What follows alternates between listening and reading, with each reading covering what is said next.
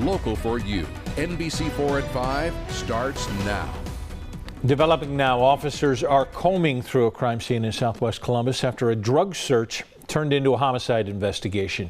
We thank you for joining us on NBC4 at 5. I'm Brad Johansson. I'm Jennifer Bullock. NBC4's Karina Chung joins us live. Karina, what can you tell us about this investigation?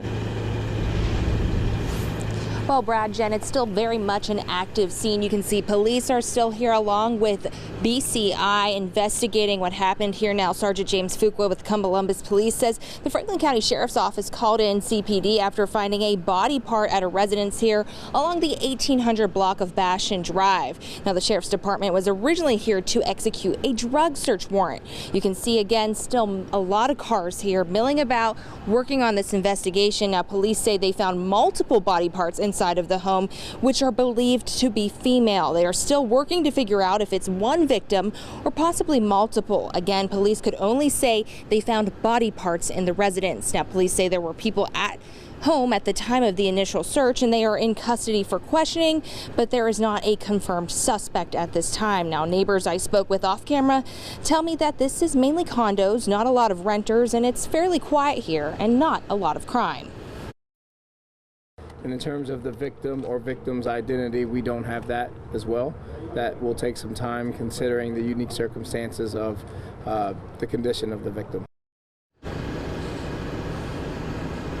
And BCI is also part of the investigation. You can see that those vehicles are still here as well. And police tell me they expect to be here for quite some time trying to piece together this crime scene. Local for you in Columbus, I'm Karina Chung, NBC4. Karina, thank you so much. Columbus police also investigating a domestic dispute tonight that ended with a man being shot and killed by a police officer. It happened on the city's east side this morning after police say the suspect refused to drop a knife while threatening a woman. NBC4's Jonathan Jackson is live there. And Jonathan, did the officers involved attempt any non-lethal methods of force? Well, Jennifer, they did. Columbus police say the two officers involved attempted to use a taser on the suspect first, but when that was unsuccessful, they had to resort to other measures. A swarm of Columbus police cruisers surrounded the area here at the 2400 block of Kimberly Parkway after a domestic dispute turned deadly this morning. Investigators say the incident started when two CPD officers were called to this neighborhood around 9:30 a.m. over an argument between a man and a woman. Although the relationship is unknown, police say the male suspect's behavior was clearly aggressive. As officers were talking to the victim at the scene, the suspect came out of that residence and encountered not only the officers, but the victim. Sergeant James Fuqua with Columbus Police says the suspect was wielding a knife and making threats toward the victim. He also says the officers ordered the man to drop the knife several times and even attempted to use a taser.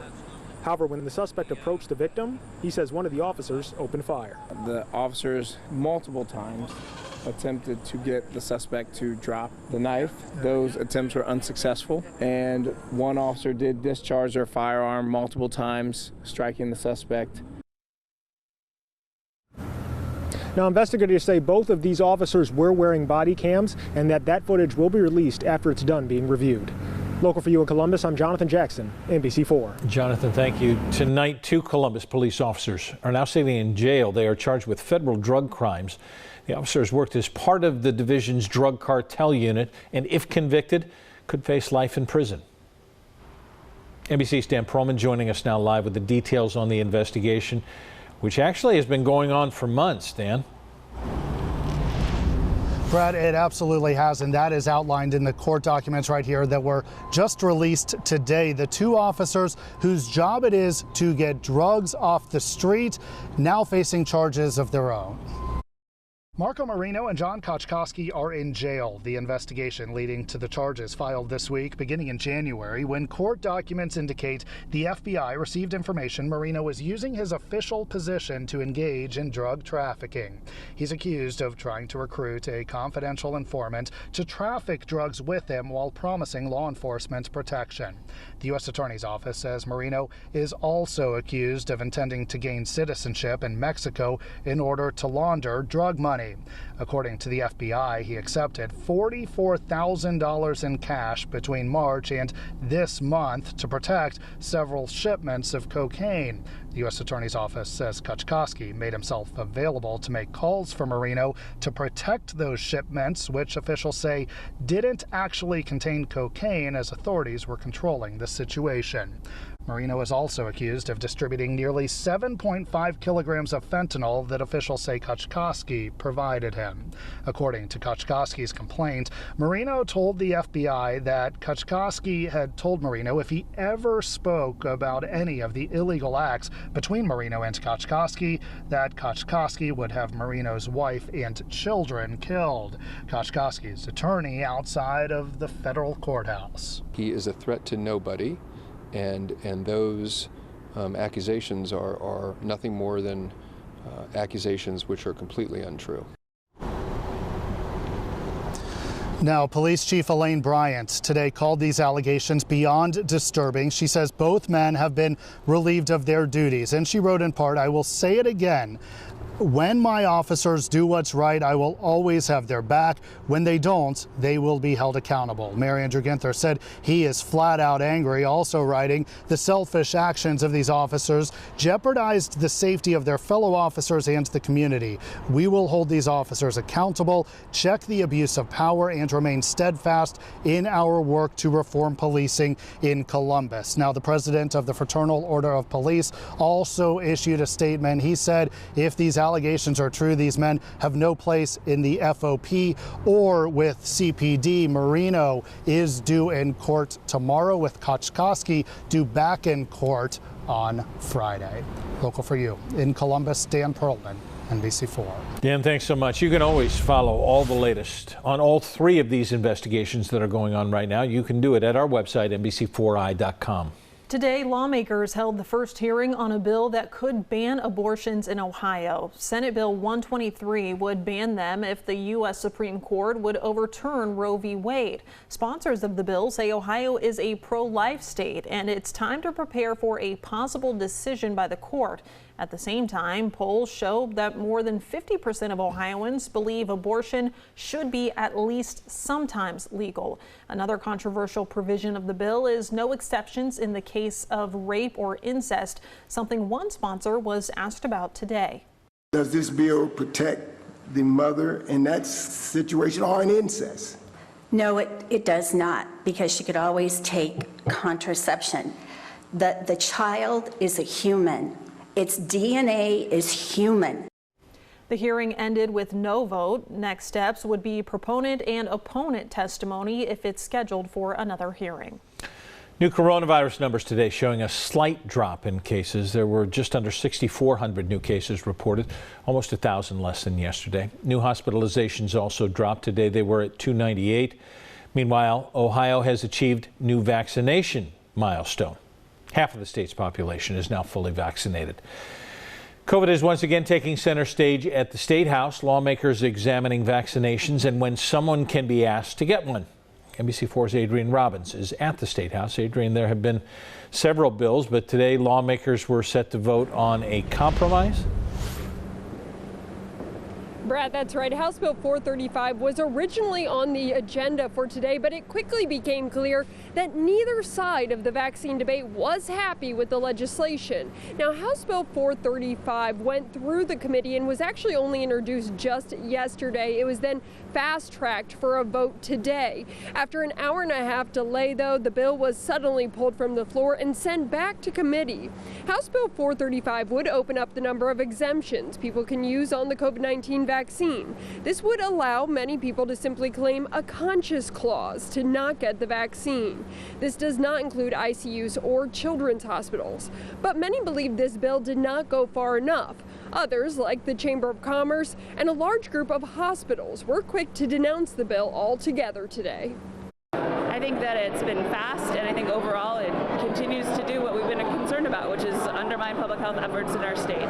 So 435 is really taken a lot of the concerns of the caucus and the people of Ohio into consideration, and it's really close to being the bill that we need to protect employees, but it's not quite there yet. Now, despite there not being a vote today, Republican lawmakers say they just need more time, and they are still committed to passing something when it comes to the COVID-19 vaccine. Local for you at the State House, I'm Adrienne Robbins, NBC4. Adrienne, thank you. An announcement from Pope Francis this morning, a major move that impacts parishioners in Columbus. Bishop Robert Brennan will soon leave the capital city to become the new bishop of the Diocese of Brooklyn. NBC4's Alan Henry joins us live outside of the Diocese of Columbus. And Alan, this is not a move that anyone really was expecting. That's right, Jennifer. Not even Brennan himself, since it's only been about 2.5 years since he first arrived in Columbus. But despite his short stay, those I spoke with today say he leaves a legacy of leadership. I was overwhelmed by it. It's not something I expected. Bishop Robert Brennan says it was last Monday that he got a call from an archbishop telling him he'd be transferred from Columbus to Brooklyn. I wasn't thrilled at first.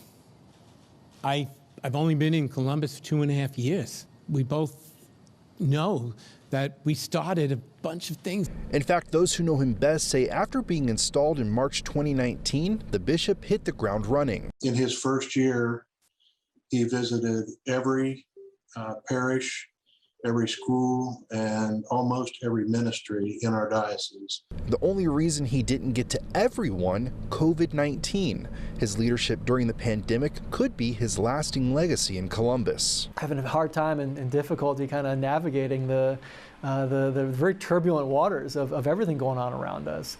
He was a very constant and calming and joyful presence for us throughout all of that. Despite being a native New Yorker, Bishop Brennan has made it clear he's sad to be leaving Columbus, and the feeling appears to be mutual. We were blessed to have him here for the short time that we did.